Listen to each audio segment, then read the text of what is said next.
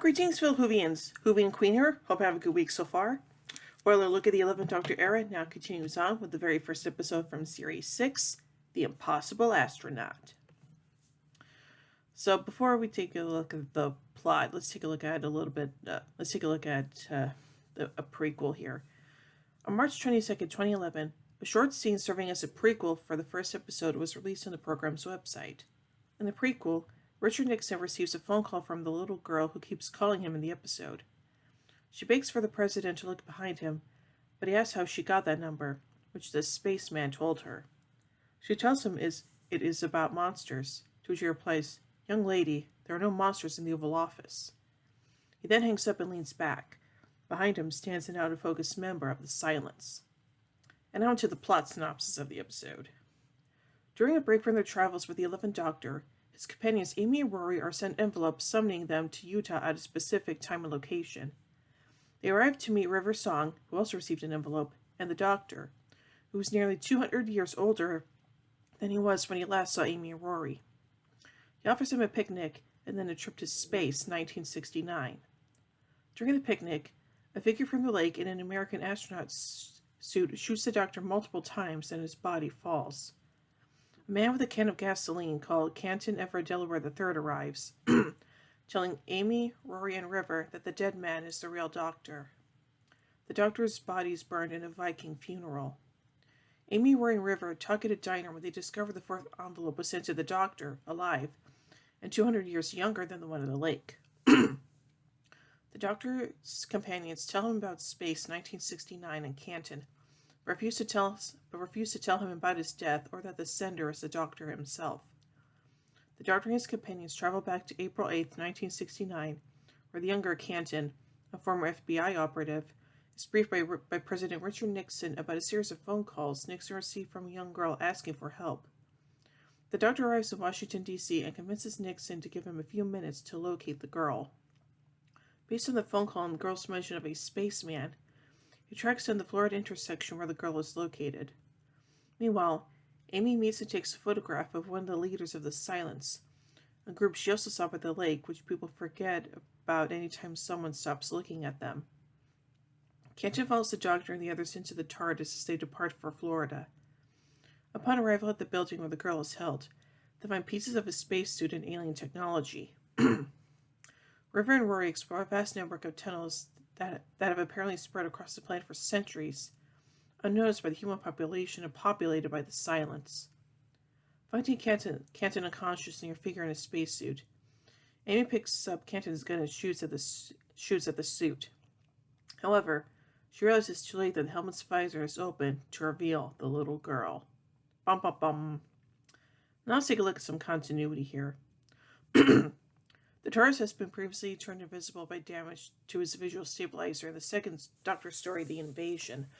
When Canton first leaves the TARDIS, the Doctor remarks, "Braveheart Canton," a reference to the Fifth Doctor's recurrent statement to his companion Tegan Jovanka, "Braveheart, Tegan."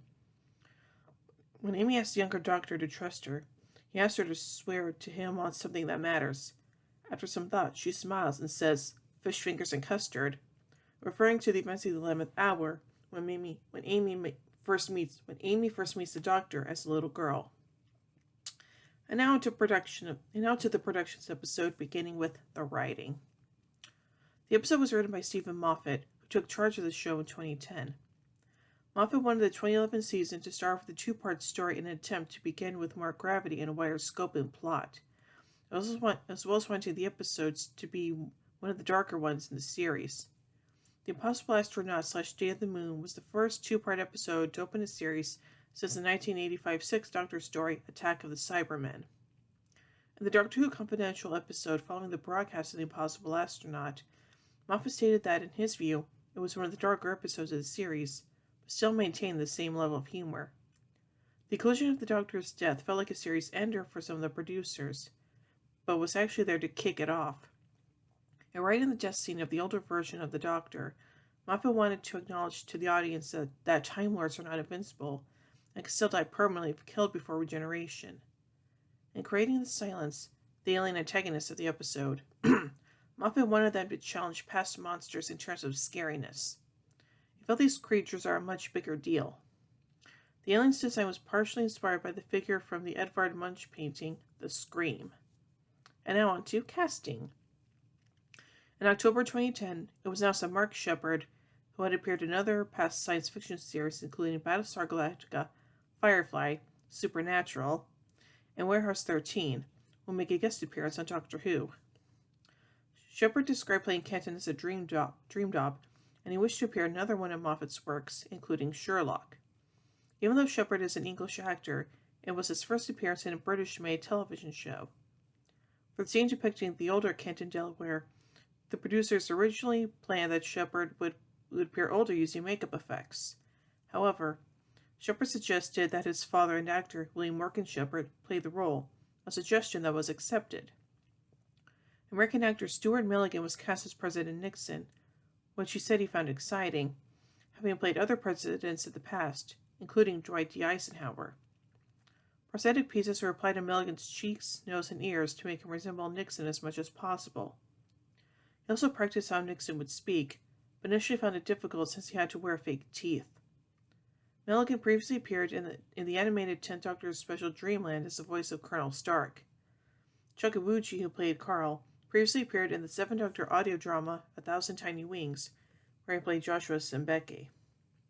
And now finally on to filming and effects.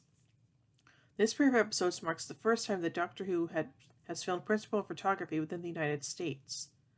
The American-produced TV movie of 1996 was filmed in Canada, and some second unit establishing shots in New York and the Statue of Liberty were filmed on Liberty Island for the episode Daleks in Manhattan, but none of the cast of the episode were involved in the shoot. Filming took place in the state of Utah. For the opening shot for the location, Director Toby Haynes wanted it to be epic so that the audience could recognize where the episode was set.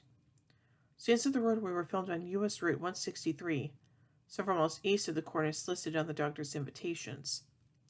The crew wanted to add as many American icons as they could into those shots, including a Stetson hat, 1950s Edsel Villager, and a yellow school bus.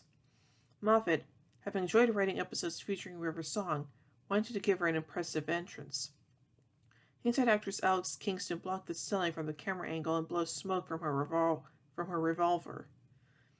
The scenes involving the picnic and the future Doctor dying took place in the shore Lake Powell. The suit worn by the future Doctor's killer was a fabricated replica of an Apollo spacesuit. In filming the death scene, the filming crew noticed that Karen Gillan was generally upset and was acting her heart out. Filming the Viking funeral scene, Haynes wished to film it during the sunset. However, the sunset over the desert, so was instead filmed during sunrise as the sun rose over the water. Kingston had to generally slap Matt Smith several times in the scene because it was difficult to fake. Kingston recalled that after a few takes, Smith got red-cheeked and grew frustrated having to do the sequence over and over again. The Oval Office set was constructed at Upper Boat Studios in South Wales. Because the production crew had access to several pictures and plans of the real office, they were able to replicate it in almost every detail. The main problem for building the set was the plastering. The crew normally plastered one wall at a time for normal rooms, but because the Oval Office was round, they had to do the entire set at once. The American-style diner scene where the companions reunite with the Doctor in this episode is actually located in Cardiff Bay.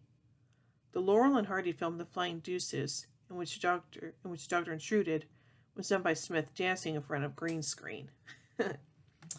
So overall, I think this is a pretty interesting way to start off Series 6, and it's just a really memorable episode that just pulls you in, so yeah. So overall, I give The Impossible Astronaut 5 sunk screwdrivers out of 5. Until next week as we take a look at the second part of this 2-part story, The Day of the Moon. We'll hope you'll enjoy the review, and if you did, be sure to give it a thumbs up, share it around, be sure to subscribe and hit the bell icon to be notified about when I upload videos. And when help support this channel, then be sure to check out my Patreon page. Link, as always, is in the description below. And until next time, this is Hoovy and Queen saying, "Oh my giddy aunt! When I say run, run! I have a reciprolarity of the neutron flow. Would you like a jelly baby? Fantastic! Allons-y! Geronimo!" Bow ties are cool, fezzes are cool, and Stetsons are cool.